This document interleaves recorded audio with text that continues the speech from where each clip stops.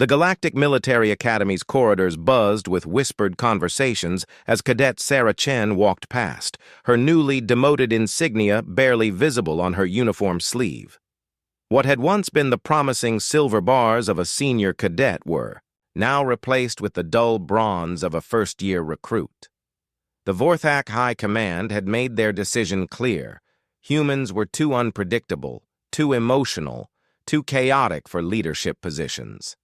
General Zexthor, a towering reptilian Vorthak with scales that gleamed like polished obsidian, had personally overseen Sarah's demotion. His cold, calculating eyes had shown no mercy as he stripped her of rank, following what the tribunal called reckless endangerment of squadron members during the Kepler Station training exercise. Sarah had saved 17 lives that day. The tribunal called it luck. 3 months passed, and the war with the hegemony reached the Academy's doorstep. The enemy's quantum destroyers materialized in the system without warning, their dark hulls, bristling with weapons that could tear through the Academy's shields like paper. Panic spread through the command center as senior officers barked contradictory orders, their tactical displays showing the hopeless math of the situation. "All cadets to emergency stations," General Zexthor commanded, his usually composed voice cracking with stress. "Prepare for evacuation protocols." But in Barracks 7, something different was happening. "Chen," whispered Kael'tos, a hulking Threnody warrior whose species had never known defeat in single combat. His forearms trembled slightly as he checked his weapon for the 3rd time. "What do we do?"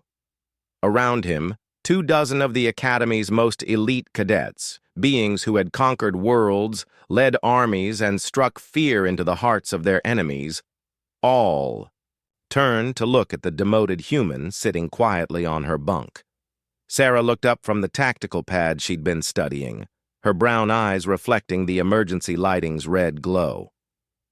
"The evacuation routes are compromised," she said simply. "They'll pick us off in the shuttles. We need to hit them where they don't expect it."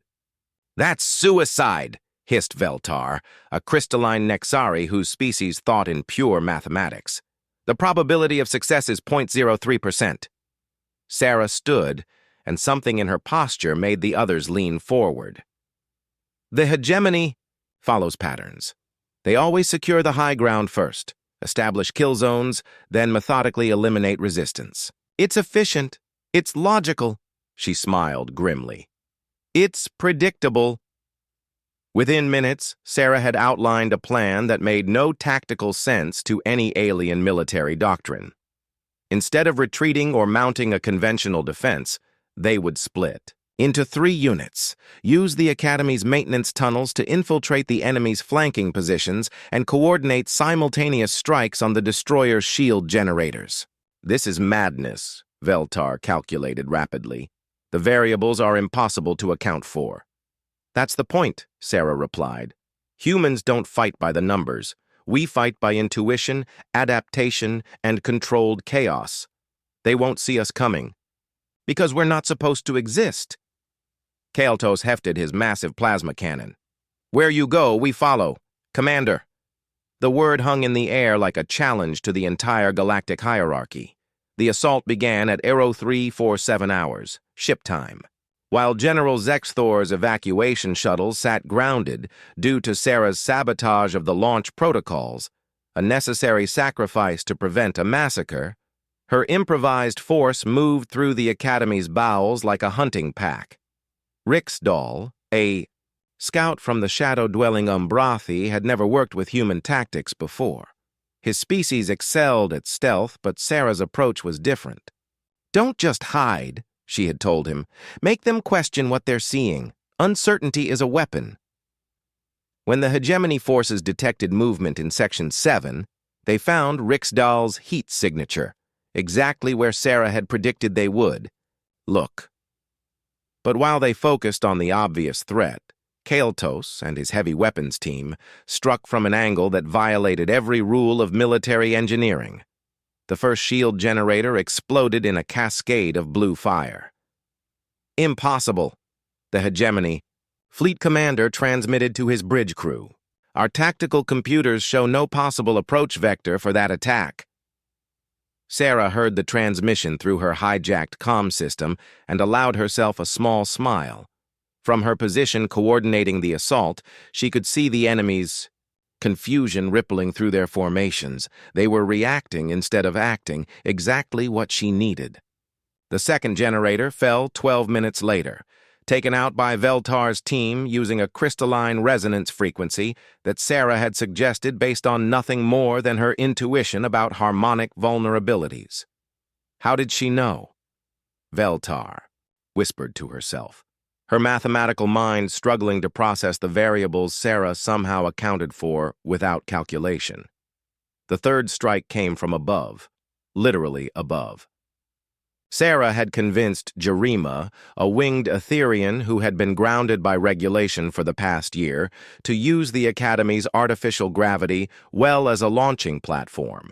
The hegemony forces, trained to expect ground-based assaults, never looked, up until Jarima's plasma charges were already falling onto their final shield generator. As the enemy destroyer's shields collapsed and the Academy's automated defense systems came online to finish the job, General Zexthor stared at his tactical display in bewilderment. His evacuation protocols had been circumvented, his carefully planned retreat had been sabotaged, and somehow, impossibly, the Academy was saved. "Sir," his aide reported, voice filled with awe, "the attack was coordinated by the demoted human cadet. The elite squadron followed her lead." Zexthor's scales darkened with what his species expressed as deep contemplation. "Bring her to my office. Now." But when the security team reached Barracks 7, they found Sarah, exactly where she'd been at the beginning of the crisis, sitting quietly on her bunk, reading a tactical manual. Around her, 24 of the galaxy's finest warriors were maintaining their equipment with unusual diligence. "Cadet Chen," the security chief announced formally, "General Zexthor requests your presence." Sarah stood slowly, brushing dust from her uniform. As she walked toward the door, Kael'tos spoke quietly. "Commander." Then Veltar. "Commander." One by one, every cadet in the room repeated the word, their voices carrying a respect that no military tribunal could strip away. The security chief noted something in his report that would perplex xenopsychologists for decades. The human had somehow earned a loyalty that transcended rank, regulation, and even species. She had been demoted for being too human. Her soldiers followed her because she was human enough. As Sarah walked toward whatever judgment awaited her, she heard the whispered word following her through the corridors. "Commander," spoken by voices that had learned something the High Command had forgotten. Sometimes, the most dangerous thing you can do to a human is tell them they can't lead.